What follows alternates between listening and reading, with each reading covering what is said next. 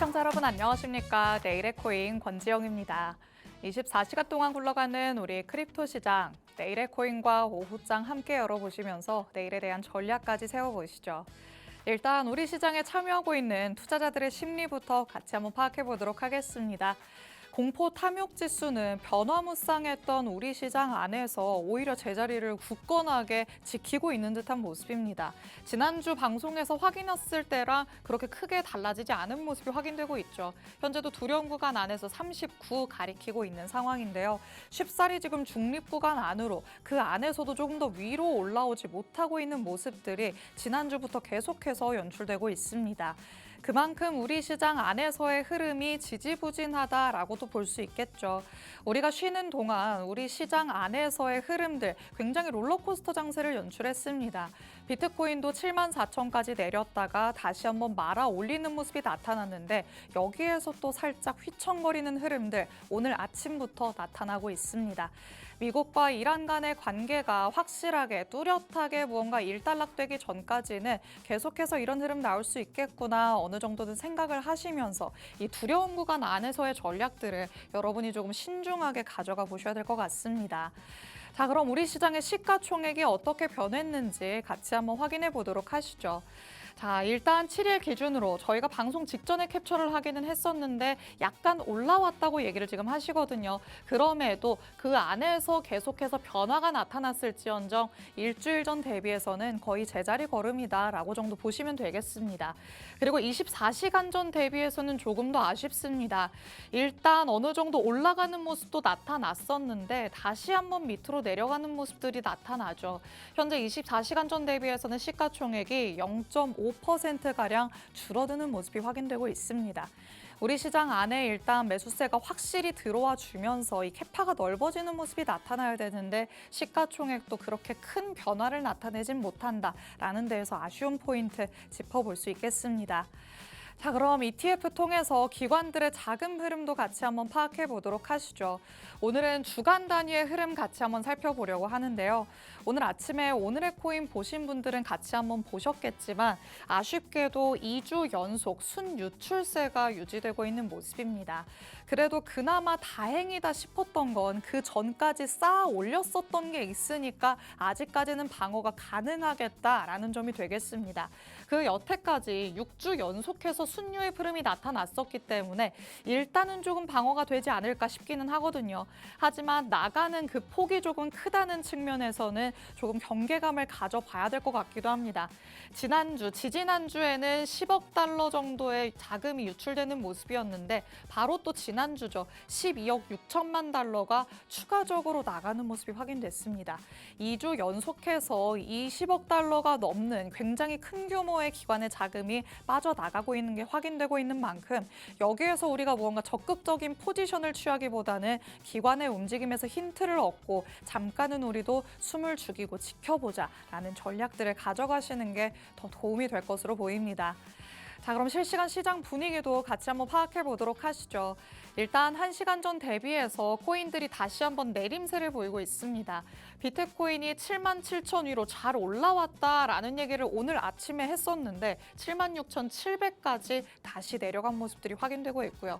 이더리움도 0.3%, XRP 0.23%, 솔라나까지 0.2%가량 하락하면서 메이저 코인들이 거의 비슷한 수준의 하락률 보이고 있는 상황입니다. 중간중간에 알트단에서의 초록색 불이 눈에 들어오기는 하지만 그 폭도 그렇게 크지는 않은 상황입니다. 그래도 무언가의 통일성을 가져가는 건 밈코인 단이 될 것 같은데요. 일단 1시간 전 대비해서 밈코인들은 소폭이지만 오름세를 가져간다는 것도 조금은 여러분이 체크를 해보실 포인트가 되겠습니다. 지금 시장 전반이 눈치 싸움을 하고 있는 듯한 모습입니다. 이번 주에는 또 PC 가격 지수가 발표될 예정이기 때문에 우리는 이 큰 산을 잘 넘어가는 모습까지 보여야겠죠. 향후 며칠 내로 우리 시장이 어디로 방향성을 잡는가 이거를 체크하는 게 가장 중요하다라는 얘기들 나오고 있으니까요. 오늘 방송 통해서 전문가님은 어떤 의견을 제시해 주시는지 방향성 같이 가늠해 보시면 되겠습니다. 그럼 잠시 후에 전문가님과 돌아오도록 하겠습니다. 내일의 코인 본격적으로 출발해 보시죠.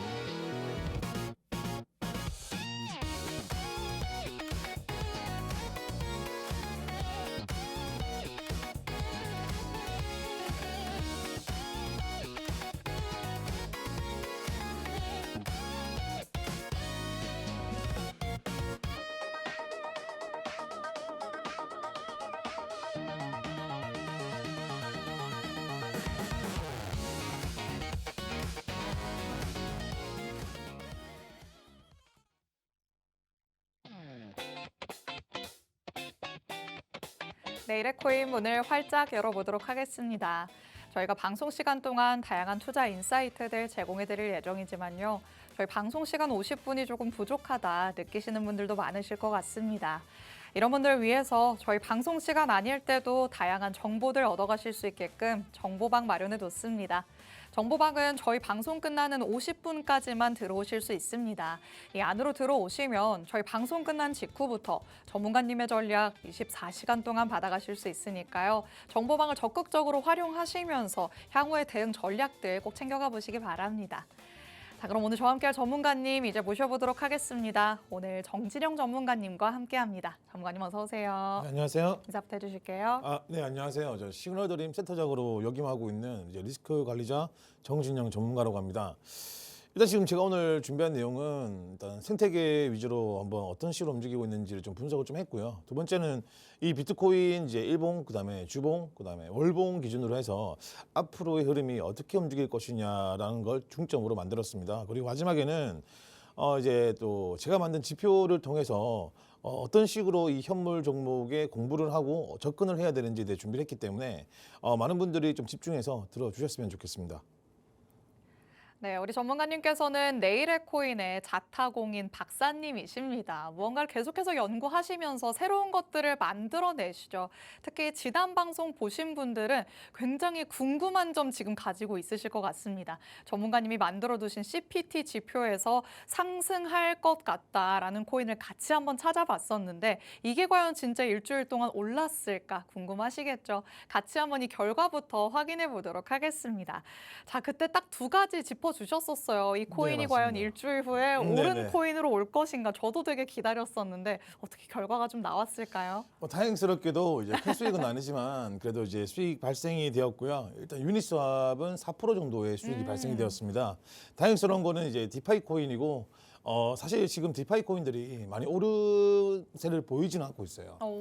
해킹 이슈 때문에 그래도 유니스왑이 4% 이상 올랐다는 것에 대해서는 저 개인적으로 매우 흡족하는 수익선이었고 네. 두 번째는 이제 폴리메시입니다. 폴리메시는 오.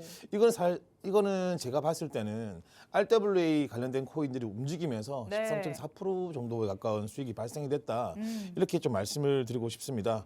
그리고 오늘 제가 준비한 이제 추상코 코인들은 좀 이제 상승 비율은 좀 변화될 수 있어요. 이게 종가 기준에서 나오는 부분이라서 일단 니어 프로토콜, 인피니트, 그다음 워드코인, 그다음에 플룸, 그다음 지토까지 5가지 종목을 준비를 했고요.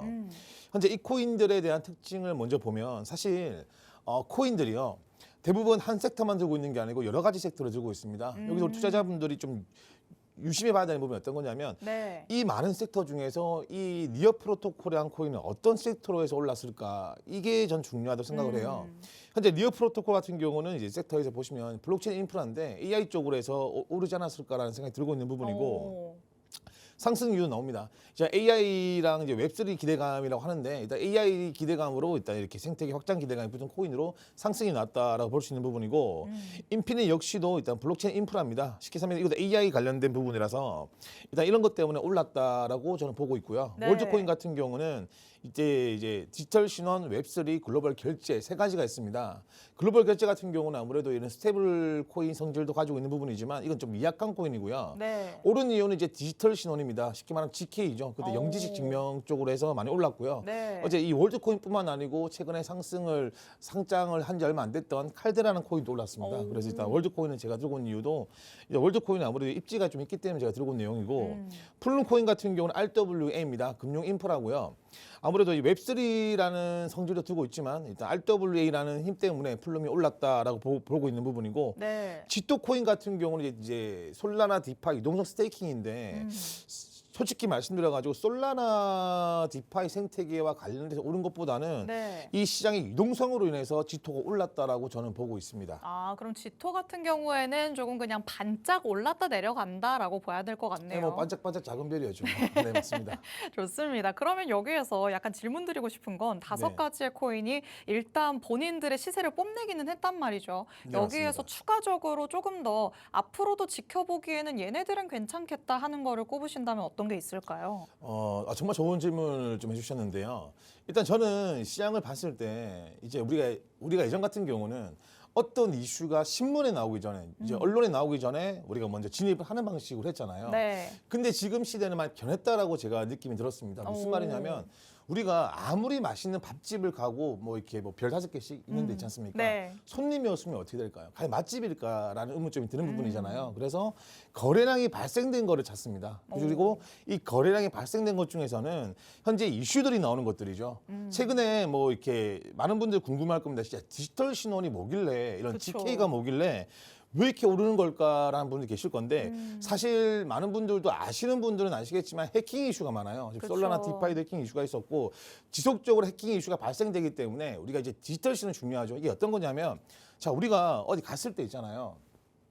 내 신원을 다 까발릴 수는 없는 거잖아요. 맞죠? 근데 금융권에서는 어느 정도의 신원을 파악을 해야 되는 부분인데 그게 이제 GK 영지식이 하는 거란 말이에요. 그리고 그렇기 때문에 이런 해킹 이슈 때문에 올랐던 부분이고 또 최근에 업비트 세이프라는 코인이 올랐습니다. 한번 네. 방송에서 말씀을 드렸지만 이 세이프라는 코인 역시도 지간부와 관련된 섹터였어요. 그러면서 이제 해킹 이슈 때문에 올랐고 그리고 그 관련된 코인들이 오르고 있는 부분이고 아무래도 우리가 그렇게 접근하는 게 좋아 보입니다. 그래서 지금은 제가 보는 생태계는 이제 RWA도 보시면 아시겠지만 다 최고점 ATH 근처로 와 있습니다. 그래서 이거를 돌파를 할 것이다라는 느낌으로 접근한다면 그거는 네. 이제 우리가 리스크를 관리하지 않는다라는 느낌을 받기 때문에 지금은 이제 GK 섹터 지금 해킹 이슈가 지속적으로 발생되고 있기 때문에 이런 보안 지갑 쪽이랑 GK 영지식 쪽 코인을 우리가 공략을 하는 게 아무래도 좀 유리하지 않을까라고 생각을 합니다.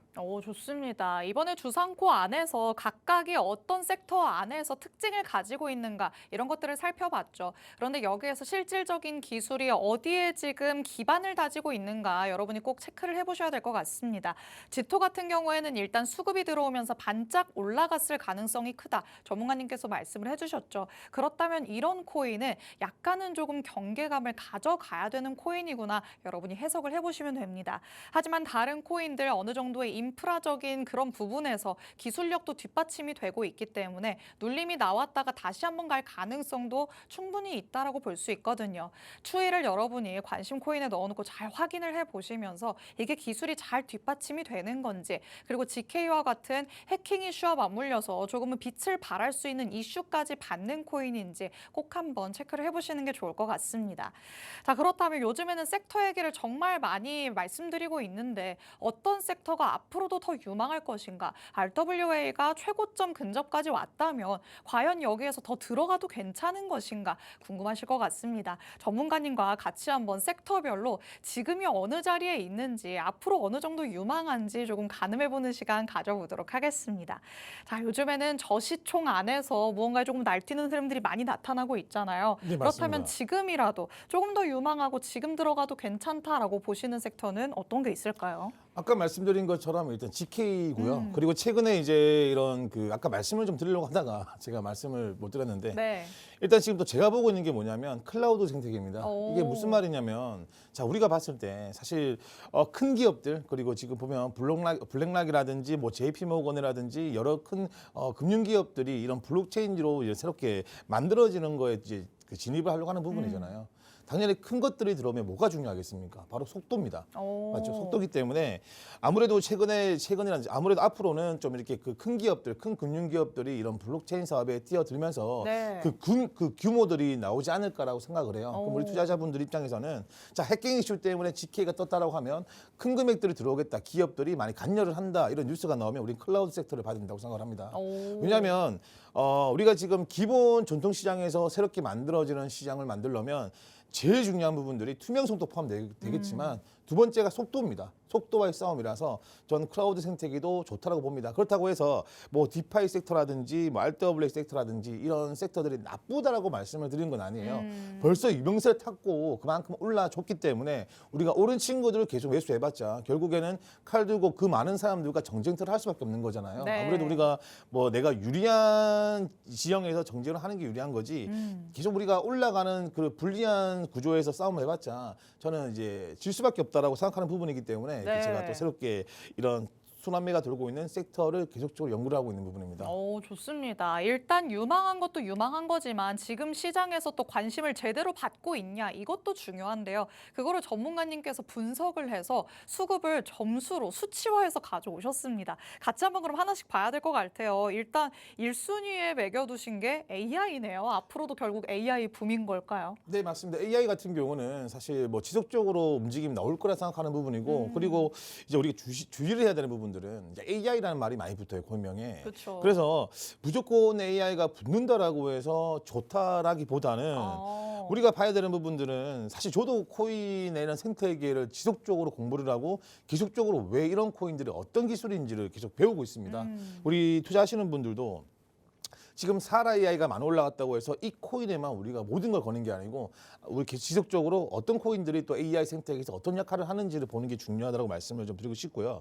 두 번째가 지금 아까 말씀드린 것처럼 디지털 신원이죠. GK 영지식입니다. 네. 여기 보시면은 이제 이게 우리 국내 거래소에 있는 코인들 다 포함시킨 내용들인데 또 월드 코인만 나온다라고 해서 월드 코인만 보는 게 아니고 지금 많은 코인들이 있어요. 그런 코인도 연구를 하는 게 중요하다라고 보면 될 것 같고 네. 이제 뭐 전반적으로 지금 뭐 에이전트, 뭐 AI, 뭐 디지털 신원 다들 다 아시겠지만 모듈러라는 거는 아마 처음 들어보시는 분들이 계실 것 같아서 말씀을 좀 네. 드리자면 모듈러는 이런 겁니다. 자, 예전 같은 경우는 블록체인이라는 그 기술 이 친구가 혼자서 모든 걸 해결을 했어요. 네, 그렇다 보면 우리가 사실 어떤 장사가 잘 되는 데 가보면은 손님들 많이 붐비잖아요. 근데 한 사람이 아무리 일을 잘하더라도 버겁지 않습니까? 그렇죠. 그러면 어떤 게 발생되냐면 당연히 노동비가 올라가겠죠. 네, 그리고 속도가 느려지겠죠. 네. 똑같습니다. 예전 블록체인 같은 경우는 혼자서 모든 걸 다 했어요. 그렇다 보니까 이제 수수료가 비싸고 그리고 속도가 느려지는 거예요. 그래서 이거를 이제 분할시키는 겁니다. 이걸 이제 모듈러 기술이라고 보면 되는 거고 네. 결국에는 이제 여러 사람들이 파트를 나눠서 해버리면 이제 수수료도 절감되는 부분이고 속도가 개선되기 때문에 이제 우리가 이 대표적인 코인으로는 아비트람이 들어갈 수 있겠지만 아비트람은 아시겠지만 유명세를 탄 코인입니다. 그래서 그쵸. GK 싱크 웃기게도 이제 디지털 신원이랑 그 모듈러 기능을 두고 있기 때문에 최근에 많이 이슈가 났습니다. 그래서 상승을 많이 줬다라고 보시면 되는 부분이라고 보는 부분이고 네. 지금은 이제 실물자산 토큰화랑 디파이가 좀 떨어진 이유는 이제 디파이 같은 경우는 이제 해킹 이슈 때문에 아무래도 좀 솔라나 디파이 생태계가 많이 흔들리면서 네. 좀 수급이 떨어진 모습이고 RWA는 사실 좀 의문점 드실 겁니다. 아 이거 잘 가고 있던데라고 그쵸. 하시지만 평균적으로 그 ATH 정보를 돌파를 하지 못하고 횡보를 하는 모습을 좀 보여주고 있는 부분이고 그렇기 때문에 점수가 좀 떨어졌습니다. 그리고 네. RWA도 많은 코인들이 있겠지만 올라가는 코인들이 온도 파이낸스, 엘리시아, 센트리퓨즈, 뭐 플룸도 있겠지만 플룸도 오른 만큼 되돌림이 나왔기 때문에 네. 이렇게 좀 수급 점수들이 떨어지고 있다 이렇게 말씀을 좀 드리고 싶습니다. 좋습니다. 지금 현 시점에서 어떻게 수급이 반영되고 있는지, 시장의 관심이 어디로 쏠리고 있는지 전문가님께서 명확하게 짚어주셨습니다. 특히나 대표적인 코인들로는 어떤 게 있는지도 옆에 표시를 해두셨죠. 여러분이 이것들만 잘 참고하셔도 이 섹터가 지금 유망하구나, 이 섹터가 관심을 받고 있구나 확실하게 알아채실 수 있을 것 같습니다. 하지만 이 모든 것들을 내가 혼자서 거래소를 켜서 다 확인하기에는 너무 시간이 부족하다라는 생각도 하시죠. 그래서 전문가님께서는 정보방 안에서 실시간으로 대응 전략들 다 세워주고 있으십니다. 정보방은 저희 방송 중에 누구나 입장하실 수 있으니까요. 지금 바로 들어오셔서 100% 저희 방송 시간 아닐 때도 활용을 한번 해보시기 바랍니다. 자, 이렇게 현재 우리 시장 안에서 어떤 생태계가 시장에 관심을 받고 있나 유망한가 살펴봤습니다. 그러면 일단 시장의 힘이 뒷받침이 돼야 된다라는 그 전제 조건이 필요한데 그 시장의 중심이죠. 비트코인이 어떻게 움직이고 있는지 같이 한번 살펴보도록 하겠습니다. 일단 비트코인 주봉부터 같이 한번 만나볼 텐데요. 지금이 조금 중요한 기로이지 않을까 싶어요. 여태까지는 조금 오름세를 단기간에 잘 보여줬었는데 이번에 약간 꺾이지 않을까 이런 얘기들도 많이 나오더라고요. 네, 맞습니다. 일단 지금 제가 뭐 비트코인 차트를 사실 안 들고 오려고 하는 부분인데 근데 지금 굉장히 좀 중요한 기로에 좀 있다라고 생각을 해서 들고 네. 왔습니다. 그 지금 이제 주봉 차트 보시면 이렇게 양봉 캔들 네 개가 보이실 겁니다. 사실 대부분 비트코인에서는 이렇게 양봉이 떠버리면 이제 추세 전환이라고 해서 굉장히 큰 상승이 나옵니다. 하지만 아쉽게도 이게 지금 이제 EMA 51선, 21선, 51선, 100일선, 200일선인데 현재 이제 51선, 50주선과 100주선 저항선 데드크로스 라인 쉽게 돌파를 해버렸으면 조금 더 힘이 나올 수 있는 부분에서 오히려 눌려버렸어요. 그리고 지금 제가 생각했을 때는 이 지금 발생되고 있는 주봉 차트 이 캔들은 상승세로 이어가기 위한 부분이 아니고 오히려 이제 조정장이 올 수 있는 그런 신호로 보여지고 있습니다. 오. 그 이유는 RSI입니다. RSI고 지금 RSI 보시면 아시겠지만 네. 지속적인 하락 다이버전스가 만들어지고 있어요. 아하. 그리고 앞전에 봤을 때는 한번 지금 이제 그 46, 5에서 50 신도가 이때는 크게 돌파가 나왔습니다. 무슨 말이냐면 4개의 양봉 캔들이 나왔을 때 이 정도의 RSI가 받쳐주면 돌파가 나왔지만 또 결국 눌렸단 말이에요. 네. 그래서 주봉 차트에서 우리가 엿볼 수 있는 거는 상승적으로 기관들도 야 양봉 캔들 4개 나왔으니까 추세 전환되니까 자금을 넣자라는 의견이 나와서 우리가 ETF를 보시더라도 최근에 지속적인 유입이 되었습니다. 하지만 맞아요. 결국에 돌파를 못했기 때문에 기관들은 빠르게 움직여요. 그래서 오. 야 이거 돌파 못할 것 같고 지금 우리가 봤을 때는 환경적으로도 현재 조정이 나올 것 같다라고 해서 좀 유출이 나오지 않을까라고 제가 조심스럽게 이어서 말씀을 좀 드린 부분입니다. 그리고 두 번째는 이제 우리가 이제 그 월봉입니다. 월봉인데 네. 이게 이제 일목구름대 일목구름표라는 지표입니다. 쉽게 설명드려서 지금 뭐 잘 보이실지 모르겠지만 파란 색깔 선이 전환점이고 빨간 색깔 선이 기준점입니다. 네. 우리가 봤을 때 첫 번째 일목구름표 같은 경우는 구름대 위에 있냐 아니면 구름대 밑에 있냐 구름대 중간에 있냐가 제일 크게 보면 되는 부분이지만 현재는 우리 구름대보다 위에 있기 때문에 지금 상승 추세다. 중기로는 아직까지 상승이 이어지고 있다라고 생각이 들지도 모르겠지만 네. 중요한 부분들은 기준점들 다 이탈돼 버렸어요. 아. 여기서 시장이 이제 93K 부근이죠. 이제 파란 색깔 선이 지금 93K 선에 와 있습니다. 여기를 돌파해주면 시장 분위기가 전환되는 거고 한 번 더 상승의 탄력을 받을 수 있는 부분이거든요. 근데 우리가 보셔야 되는 부분이 어떤 거냐면 어떤 이벤트가 있을 때 사실 뭐 예를 들어서 하락하고 있다가 상승 전환돼 버리면 그 파급력이 좀 강하지 않습니까? 네. 근데 지금은 이 최근에 하락을 줬을 때 이 구름대 근방입니다. 물론 차이가 좀 갭이 있겠지만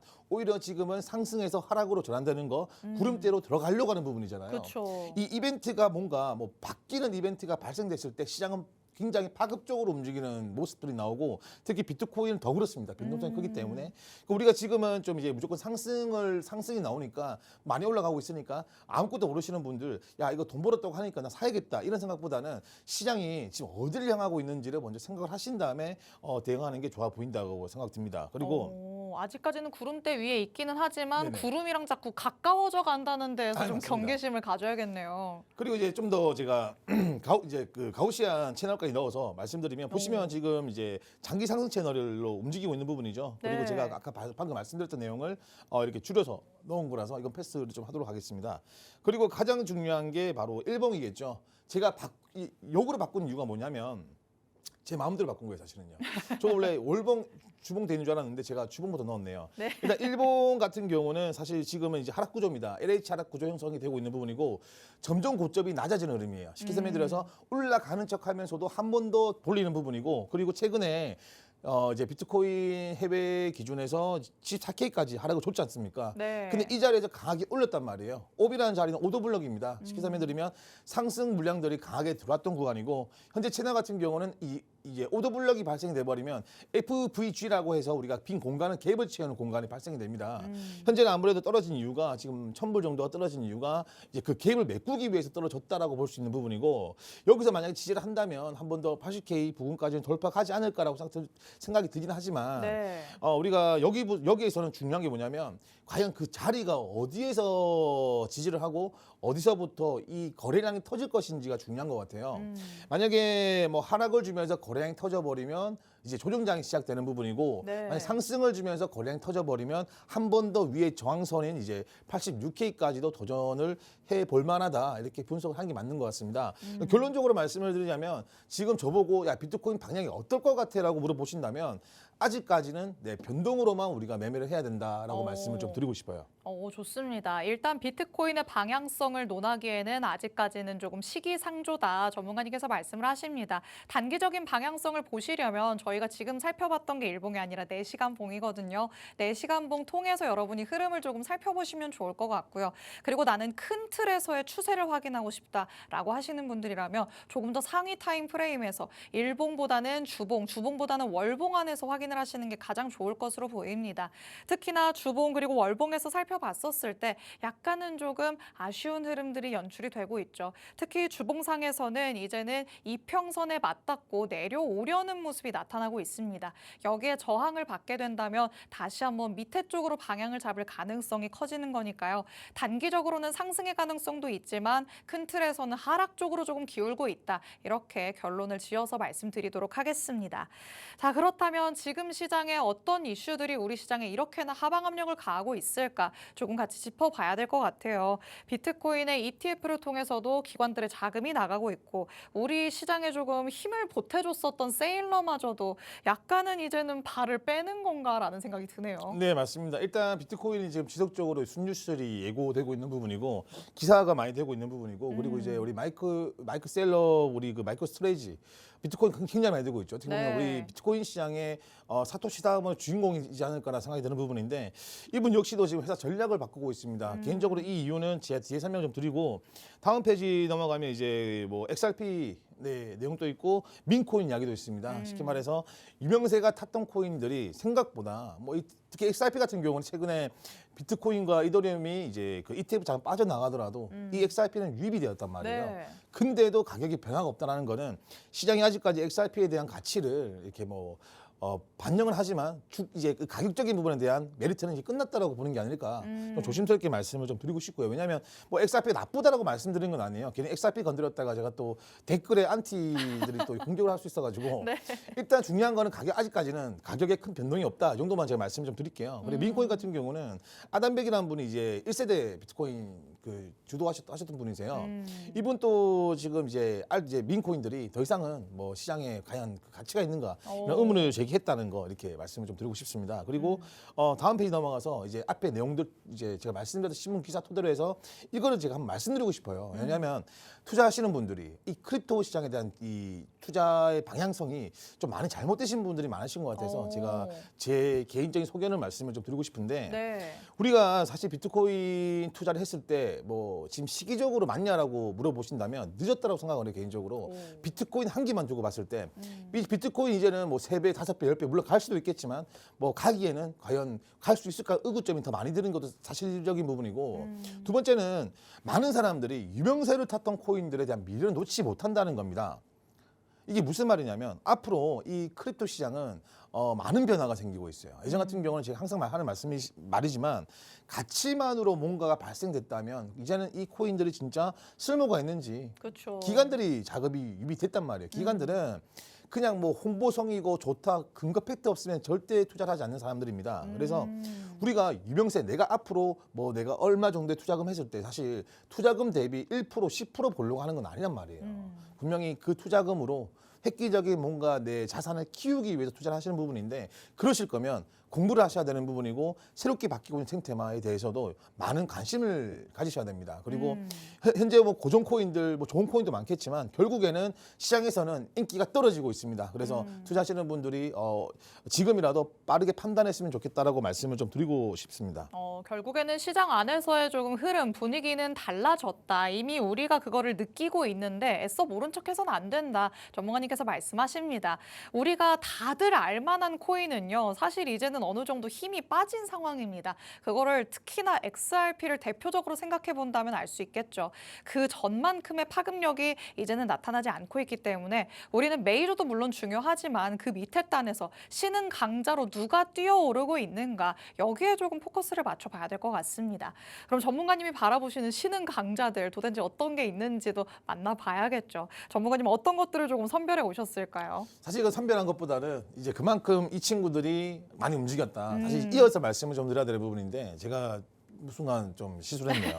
일단 지금 센트리퓨즈 팬들 뭐 온도 파이낸스 보시면은 RWA와 새롭게 지금 생태계에서 현재 실사용 코인으로 이슈가 되고 있는 부분인데 이렇게 강한 움직임이 나오고 있습니다. 네. 자, 이거를 보기로 말씀을 드리기 위해서 드린 거고 지금은 사실 이 코인들을 뭐 혹시 지금 말했으니 사야지라는 분들에게는 다 ATH 근처기 때문에 조정이 나올 수 있다. 그래서 지금 제가 매수 신호가 아니라는 걸 말씀을 좀 드리고 싶고요. 좀 빠르게 좀 말씀을 드릴게요. 이거 비트코인 하락 시나리오입니다. 그래서 이거 바로 넘기고 제가 이제 전체를 말씀을 드릴게요. 시기는 6월 달쯤에 좀 발생이 될 거라고 생각하는 부분이에요. 그 이유가 뭐냐면 현재 연준에서는 다들 아시겠지만 단기 국채를 샀고 그리고 이제 은행 지급 준비금 이런 유동성으로 지금 이제 이런 그 코인 시장부터 해서 나스닥까지 상승이 나왔잖아요. 네. 근데 중요한 부분은 어떤 거냐면 연준이 이제는 좀 신뢰를 잊고 있는 부분이고 이제 뭐 상세한 내용들은 뭐 다음 또 이 시간에 말씀드리겠는데 또 그리고 중요한 게 뭐냐면 이제 데이터 지표들이 안 좋게 나온다면 저는 이제 이게 시장이 점점 이제 뭐 비트코인 시장뿐만 아니고 이 투자 시장이 흔들릴 거라 생각을 합니다. 네. 그리고 이 비트코인 시장에서는 누가 흔들리냐? 바로 마이크로 스트레이지가 왠지 이제 이 방아쇠 역할을 할 것 같습니다. 내관 역할을 할 것 같습니다. 현재 MSTR 리스크 이걸 좀 설명드리려면 시간이 좀 부족해서 이건 패스하도록 하고 그 이유가 뭐냐면 결국에는 마이크로 스트레이지가 아까 말씀드린 것처럼 비트코인 매집을 하지 않고 있다는 거는 나스닥이 여기서 조직 나올 거라고 보는 부분이거든요. 여기서 이제 MSTR 이 주가 프리미엄이 나오는 부분인데 결국에는 지금 이제 나스닥이 올랐기 때문에 이제 마이크 스트레이지라는 기업도 올랐을 거 아니에요. 네. 그냥 그 기업의 가치만으로 이제 뭐 이런 사채 전환 같은 거 내 가지고 비트코인 매집을 했을 것인데 이제 하락이 나와버리면 오히려 이 비트코인 가격보다 주가가 바뀔 수가 있단 말이에요. 그렇죠. 그러면 역프리미엄이 붙기 때문에 오히려 투자자들은 돈을 회수하거나 또 만기가 돼버리면 이 자금난에 시달리면서 비트코인 매도세가 나올 것이다. 그러면 이 공포세가 결국에는 뭐 한 번에 터지지 않겠지만 이 공포세가 커지면서 이제 이런 심리식이 무너지면서 하락이 나올 것이다라고 보는 부분이고 네. 제가 또 초에 말씀드린 것처럼 저는 비트코인의 시작점이 58K에서 54K 부분에서 시작이 될 것이다라고 저는 아직 주장하는 사람이에요. 그래서 뭐 3차까지 그딴까지 가지 않겠지만 2차까지는 하락할 수가 있으니까 투자하시는 분들도 아 하락이 나올 수도 있겠구나라는 생각을 하시면서 투자를 하셨으면 좋겠습니다.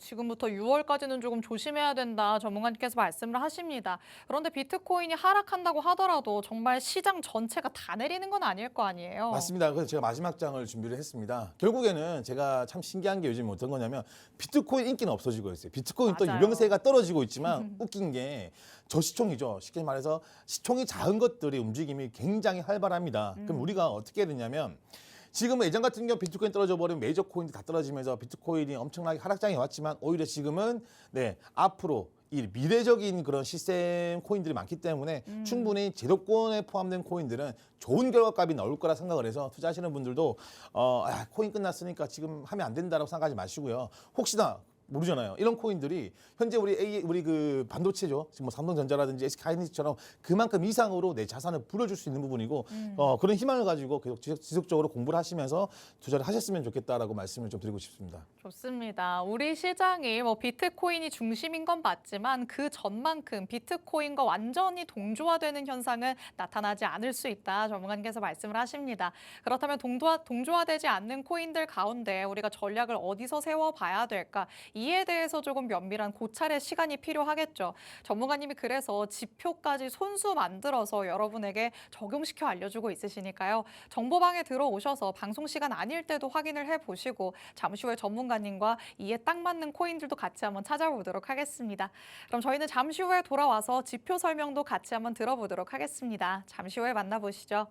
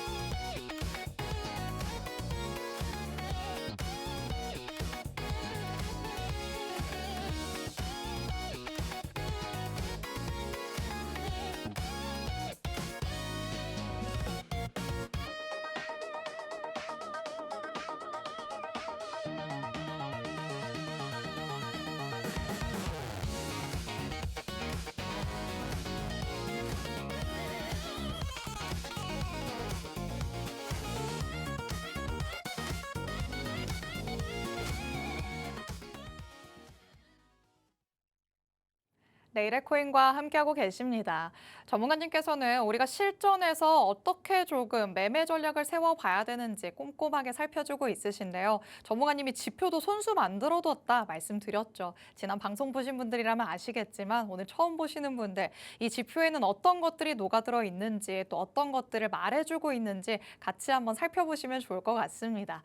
자, 지난번에 새로운 걸 시도하셨기 때문에 네네. 반응이 굉장히 좋았어요. 다들 네네. 궁금증도 가지고 있으시고 여기에는 어떤 것들이 조금 총망라돼 있다고 보면 좋을까요? 10개 정도 지표를 제가 넣었습니다. 그래서 이 지표를 이제 저는 이제 이 차트를 만들었지만 어떻게 내가 적응해야 되는지 저도 연구를 해야 되는 부분이고 투자하시는 분도 무조건 수치대로 움직인다고 좋은 결과감이 나오는 건 아니잖아요. 분명히 그 많은 지표 중에서도 우리가 봐야 되는 부분들이 존재할 거란 말이에요. 그래서 네. 제가 준비한 내용들이고 일단 이평선입니다. 이제 이평선은 여기 보시면 아시겠지만 일정 기간 가격의 평균값을 선을 만든 지표예요. 그래서 우리가 가격의 흐름을 부드럽게 보여줘서 큰 방향을 보기 쉽게 해주는 게 이평선이라 보시면 됩니다. 그래서 우리가 보시면 이게 단기선이 있고 장기선이 있습니다. 단기선 같은 경우는 이거는 이제 우리가 뭐 크게 보는 게 아니고 일본 기준에서 말씀을 드리면 21선 같은 경우는 기본적으로 우리가 21선 타고 올라가면 상승 추세가 이어진다라고 보는 부분이고 21선이 무너지더라도 이 장기선의 61선이 무너지지 않으면 한 번 더 반등이 나온다. 이렇게 해석하는 이유도 이 이평선을 보고 우리가 볼 수 있는 부분이고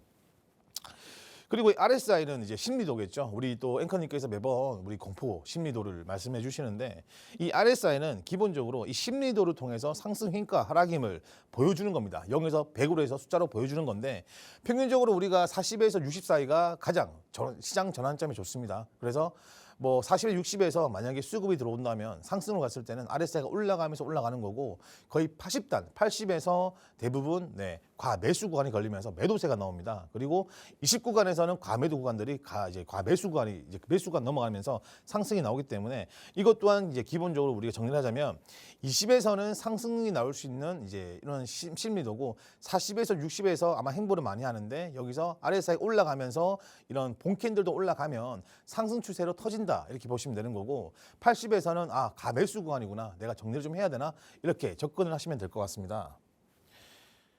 그리고 MACD입니다. MACD는 이제 두 이동 평균선의 차이를 이용해서 우리가 이제 추세와 상승의 힘을 변화를 주는 지표인데 이거는 이제 우리가 얼마큼 힘이 세냐, 얼마큼 하락 힘이 세냐, 상승 힘이 세냐를 볼 수 있는 지표이고 이것 또한 이제 이쪽에 보시면은 이제 중간선 0선 기준으로 우리가 충분히 볼 수 있는 부분입니다. 그리고 거래량 같은 경우는 우리가 뭐 얼마나 많은 사람들이 뭐 사고 팔았는지 이렇게 볼 수 있는 건데 사실 거래량이 저는 개인적으로 좀 굉장히 중요하다고 생각을 해요. 왜냐하면 지금 시장에서 아까 말씀드린 것처럼 거래량이 죽은 코인들 아무리 차트가 이쁘게 나오더라도 사실 별로 그런 게 없습니다. 변화가 없습니다. 오히려 아무리 좋은 이쁘고 이쁜 차트고 차트가 뭐 아름답지만 거래량이 안 붙어버리면 소외돼 버리거든요. 거래량이 굉장히 중요하기 때문에 이 거래량은 뭐 쉽게 설명드려서 뭐 얼마나 사고 파는지를 볼 수 있는 내용들입니다. 그리고 이제 리퀴디티 수입입니다. 리퀴디티 수입은 좀 어렵게 느낄 수 있는 부분인데 이제 한국어로 말씀드리면 유동성 수입인 거예요. 그러니까 이제 고점이나 저점을 잠깐 깨고 곧바로 다시 원래 방향으로 되돌아오는 움직임인데 이걸 키면 기본적으로 그 차트는 기억을 하고 있어요. 이 지점에 손절이 됐고 다시 회복이 되었다. 이걸 또 이제 초록 색깔, 빨간 색깔로 표시가 되는 부분인데 빨간 색깔로 표시가 되는 거를 이제 털린 구간이라 말합니다. 손절이 많이 나온 구간. 그리고 이제 초록색 구간은 털렸지만 다시 회복된 구간을 초록색으로 보여주는 그런 지표라고 보시면 됩니다. MFI 같은 경우는 이제 가격과 거래량 함께 사용되는 거죠. 돈이 들어오는지 빠져나가는지를 보는 겁니다. 근데 거기에다가 거래량까지 더해서 이제 계산을 해서 보여주는 게 MFI 지수고요. OBV 같은 경우는 이제 MFI는 돈이라는 게 들어왔잖아요. 이제 OBV 같은 경우는 그냥 누적 거래량이라고 보시면 되죠. 그러니까 매수세와 매도세 흐름을 보여준 지표인데 OBV 같은 경우는 사실 이렇습니다. 그러니까 큰 자금들이 과연 지키고 있는지 팔았는지 넘겼는지 이거를 보려면 OBV를 보면 돼요. 쉽게 말해서 본캔들이 떨어지고 있는데 OBV가 상승하는 그런 상황도 있거든요. 그럴 때는 개인들이 털어내고 이제 돈을 많이 들고 있는 고래들이 그래도 물량을 쥐고 있다 이렇게 해석을 합니다. 그래서 OBV 같은 경우도 거래량 이상으로 중요한 지표라고 말씀을 좀 드리고 싶습니다. 이제 ADX 같은 경우는 체계 강도로 보시면 되세요. 현재 추세 강도가 얼마큼 센지를 0에서 10으로 보여주는 지표인데 체계 강도 같은 경우에는 어떻게 보면 되냐면 현재 상승 추세를 가고 있는데 체계 강도가 단기로 보는 거거든요. 여기서 체계 강도가 얼만큼 힘이 붙어 있는지를 보는 거예요. 이게 좀 어떻게 제가 설명을 좀 해야 될지 모르겠는데, 자, 우리가 자동차가 가속화가 붙었습니다. 그러면 이 차마다 가속 능력이 다를 거 아니에요. 그러면 이 가속 능력을 보는 게 ADX다 이렇게 보시면 될 것 같습니다. 일단 이렇게 좀 말씀을 좀 드렸고요. 이 지표 터들에서 중요한 게 뭐냐면, 제가 왜 설명을 드렸냐면, 제가 지금 이제 CPT 지표를 지금 이제 이 지표를 제가 숫자로 전환을 시킨 거예요. 그래서 우리 투자하시는 분들이 이 지표 중에서 어떤 걸 내가 먼저 봐야 되고, 어떻게 내가 순서별로 해석을 해가지고 이 코인이 지금 내가 사도 되는지 아니면 뭐 팔아야 되는 건지를 좀 쉽게 좀 이해 볼 수 있게, 그러니까 교육을 좀 시켜드리고자 제가 들고 온 내용들이거든요. 일단 이거 설명을 드렸기 때문에 제가 실전에서 제가 오늘은 뭐 여러 가지 코인들을 좀 보려고 했지만, 사실 지금 시장이 좀 비트코인이 1000불 정도 하락을 했고 도미넌스가 올라가면서 좀 알트에서 힘이 없어요. 그래서 제가 한 3가지 정도 종목을 준비했지만, 일단 오늘은 제가 히든 종목이자 이 코인은 GK 코인, 제가 한번 말씀을 드리고자 했던 코인으로 이 CPT 수급 지표로 해서 제가 한번 더 어떻게 분석을 하는지 좀 보여드리도록 하겠습니다. 네, 전문가님 통해서 8가지의 지표들 만나봤습니다. 이 많은 것들 사실 보다 보면은 다 중요한 거지라는 데에서는 고개를 끄덕이시겠죠. 그런데 언제 이것들을 하나하나씩 다 보고 있냐. 그리고 어떤 거는 좋은 시그널을 보내는데 어떤 거는 아니더라. 그럴 때는 조금 헷갈린다고 느끼시기도 하죠. 이런 것들을 다 종합해서 실질적으로 내가 이 코인을 매수하기에 괜찮은 수준인가 아닌가. 이거를 수치화해서 보여주는 게 전문가님이 만들어두신 지표다. 이렇게 보시면 되겠습니다. 그러면 이게 과연 실시간 차트 안에서는 어떻게 표현이 되고 있을까 더 궁금해지실 텐데, 전문가님 통해 같이 한번 두 눈으로 확인해 보도록 하시죠. 자, 전문가님의 지표, 사실 참 시장의 흐름이 좋았다면 더더욱 빛을 발했을 지표일 것 같은데 오늘은 약간 아쉬울 것 같기는 해요. 네, 맞습니다. 일단 어제까지만 하더라도 도미넌스가 좀 빠지면서 좀 포인트 힘이 좋았잖아요. 그래서 좀 보여드리려고 했는데 네. 아쉽게도 오늘 좀 힘이 많이 빠지면서 제가 오늘 한 가지 종목 정도만 제가 분석하는 걸 알려드리도록 하겠습니다. 일단 제가 먼저 찾겠습니다. 오늘 제가 소개할 코인은 서싱트 코인입니다. 일단 제가 이거 한번 찾아서 말씀을 드리도록 하겠습니다. 사실 지금 어저께까지만 하더라도 제가 준비한 내용들이 좀 많았는데, 뭐 시장이라는 게 저도 예측이 불가능한 것처럼 좀 이렇게 좀 많이 안 좋게 좀 하락이 좀 나오더라고요. 일단 서싱트 코인입니다. 여기 보시면은 수급 점수가 이제 54점입니다. 자, 뭐지?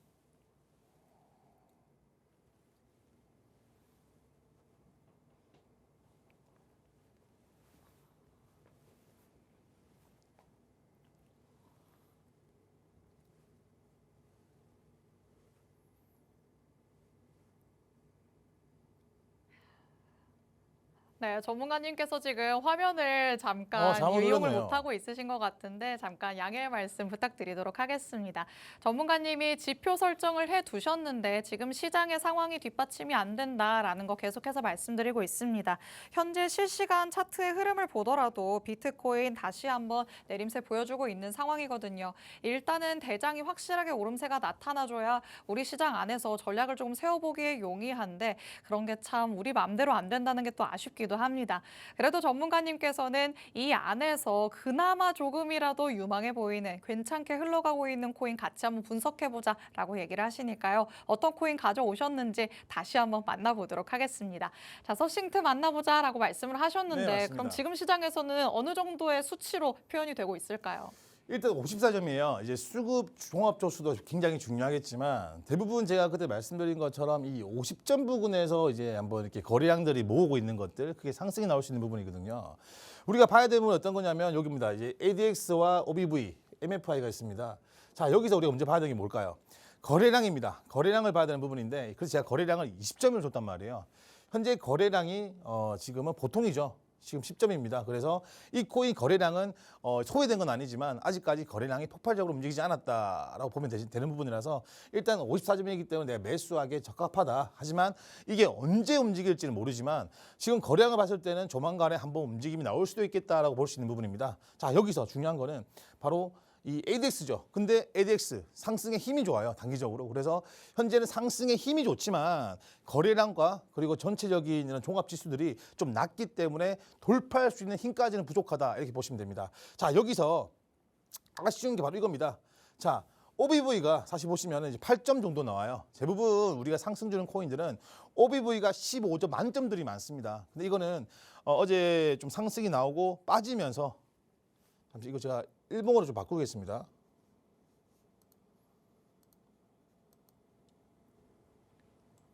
이게 계속 왜 제가 이거 쓰는 법을 잘 몰라가지고 죄송합니다. 일단은 이제 주봉으로 말씀을 드릴게요. 그래서 이게 원래 일봉으로 말씀드려야 되는 부분들인데 제가 아무래도 아직까지 이 기능을 잘 몰라요. 제가 생각보다 기계치라서.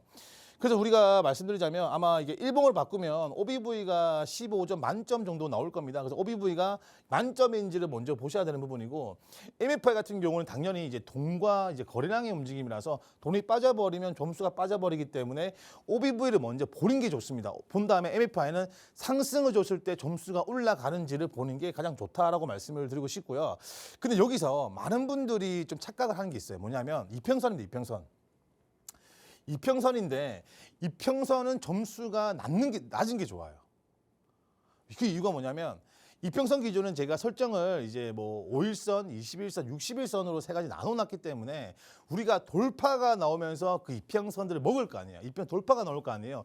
그러면서 이 점수가 올라가야 되는 부분이라서 이평선과 RSI 같은 경우는 처음부터 높아버리면 이 지표는 소용이 없습니다.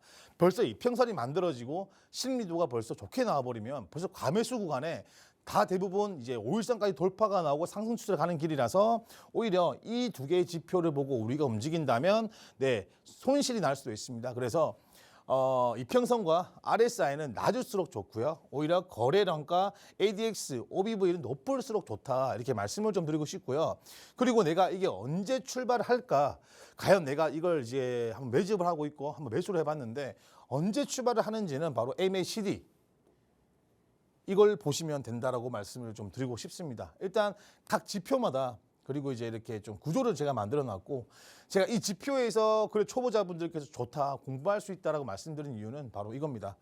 코인 섹터입니다. 제가 지금 코인들이 너무 많아서 섹터를 등록을 하고 있어요. 그래서 그 섹터를 등록하고 있는 부분인데 이것도 제가 손수 다 등록을 좀 해드려야 되는 부분이라서 코인 섹터 등록을 해드리고 그리고 우리가 제가 한 번 더 제가 추가로 원래라면 좀 놓고 싶은 게 있었는데 또 순거래량 지표를 제가 또 만들어 놨었어요. 근데 지금 이 기계가 이게 절 싫어하나요? 맨날 나올 때마다 한 번씩 내 말을 안 듣더라고요. 그래서 이 거래량과 그리고 제가 스파이크 신호라고 해서 시그널이라고 해가지고 바이 신호가 뜹니다. 이것도 제가 조금 더 쉽게 설명을 드리기 위해서 이 지표들이 원하는 값이 도달했을 때 거래량과 그리고 이 중요 지표들이 바이라는 시그널이 뜹니다. 그럴 때는 우리가 한번 유심 있게 볼 수 있는 거죠. 제가 왜 이걸 만들었냐면 그 많은 코인들을 언제까지 차트 보면서 보고 있겠습니까? 그래서 이 지표들 설정해 놓고 차트를 이제 한 개씩 다 클릭하다 보면 신호가 뜨는 게 있을 거 아니에요. 그런 코인들만 또 간추려 가지고 마지막으로 이제 이런 뉴스라든지 이런 이슈가 나오는 코인들 또 섹터 분류해서 이제 우리가 투자가 들어가는 이렇게 우리가 좀 투자했을 때도 굉장히 그 많은 절차를 좀 거쳐야 된다라고 말씀을 좀 드리고 싶습니다. 그러기 위해서 만든 지표가 이 지표고 오늘은 제가 좀 아쉬운 게 제가 이런 기계치가 좀 돼서 좀 더 우리 투자자분들에게 좀 멋지게 그리고 좀 정돈되게 좀 하려고 했는데 제가 이 방송 끝나면 우리 또 담당자분에게 좀 배워서 제가 확실히 좀 이렇게 좀 학습을 해서 다음 주 방송에는 제가 한번 더 소개를 할 수 있도록 하겠습니다. 아무튼 죄송하다는 말씀 먼저 드리겠습니다. 네, 오늘은 전문가님과 같이 CPT 지표를 통해서 서싱트 분석해 봤습니다. 일단 50점이 넘어갔기 때문에 관망 구간이라고 표시는 되지만 그래도 매수를 해봄직하기에 괜찮다 전문가님께서 말씀을 하시죠. 과연 일주일이 지났을 때 어떤 흐름을 보였을지 저희 방송 통해서 확인해 보시면 되겠고요. 조금 더 디테일한 모습들 보여드리고 싶었지만 여의치 않았다는 점 양해 부탁드립니다. 정보방 안에서 못 다 들은 얘기들 다 들어보실 수 있으니까 정보방도 적극적으로 활용해 주시면 되겠습니다. 아울러 본 방송에서 제공해드리는 정보는 투자 판단에 대한 조언일 뿐이라는 점 꼭 기억해 주시기 바랍니다. 저희는 내일 이 시간에 다시 찾아뵙도록 하겠습니다. 시청해주신 여러분 고맙습니다.